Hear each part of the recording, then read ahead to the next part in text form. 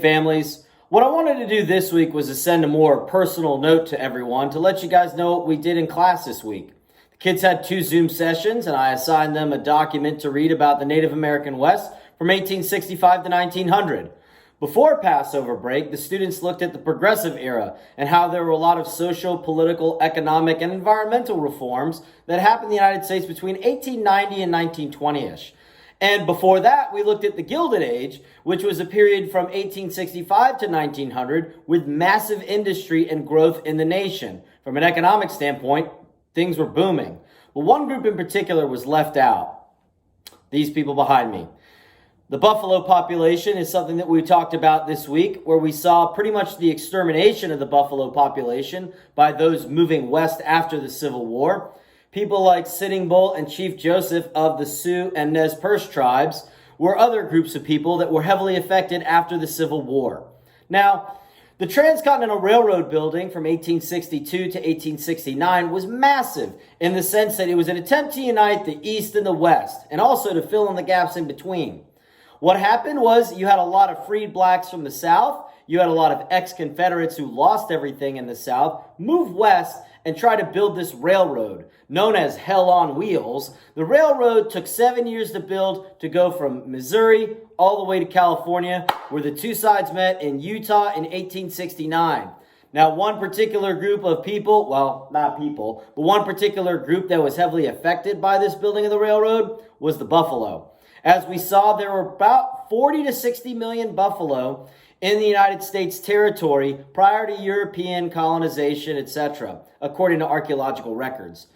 By 1900, less than 500 buffalo were wildly roaming the West because of the extermination of this species by those who were on the railroad, working on the railroad, whites, and some of the natives, but more in particular, whites who tried to kill off the buffalo to try to ensure that the native culture would struggle as Americans could build that railroad. Well, one group in particular helped build that railroad, and that was the Chinese. 15,000 of the 30,000 people who worked on the railroad were Chinese immigrants. And what we talked about in the Zooms was Americans thought, well, the Chinese built the Great Wall of China. They should be able to build a railroad for us. So one of the things that happened was we saw massive influx of immigrants from China coming to the United States. And in 1882, Congress passing the Chinese Exclusion Act to limit those numbers because of such massive influx of immigrants.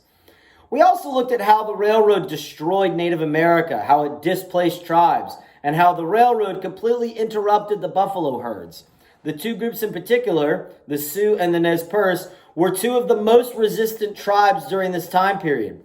Chief Joseph fled and used a more peaceful route and really never raised arms against whites or against the government. And in 1877, he threw down his gun and said, "I will fight no more forever." Sitting Bull, on the other hand, said that he was going to really use a more violent approach.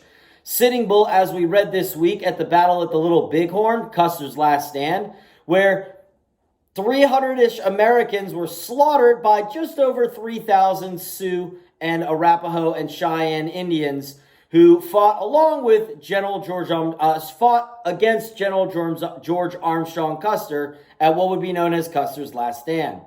The kids also read about how reservations were created and how Americans tried to really control, particularly the government, tried to control the native population by forcing these people onto reservations, giving them rations and ration tickets, and trying to just take away as much of their natural life and their traditional life as possible.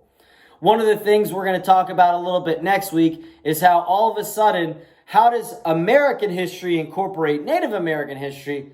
But how does Native American history look at American history? I hope you all had a great week. I wish everyone a restful Shabbat and an easy weekend. And I hope everyone gets a chance to get back to some normalcy this weekend. Be good, everyone.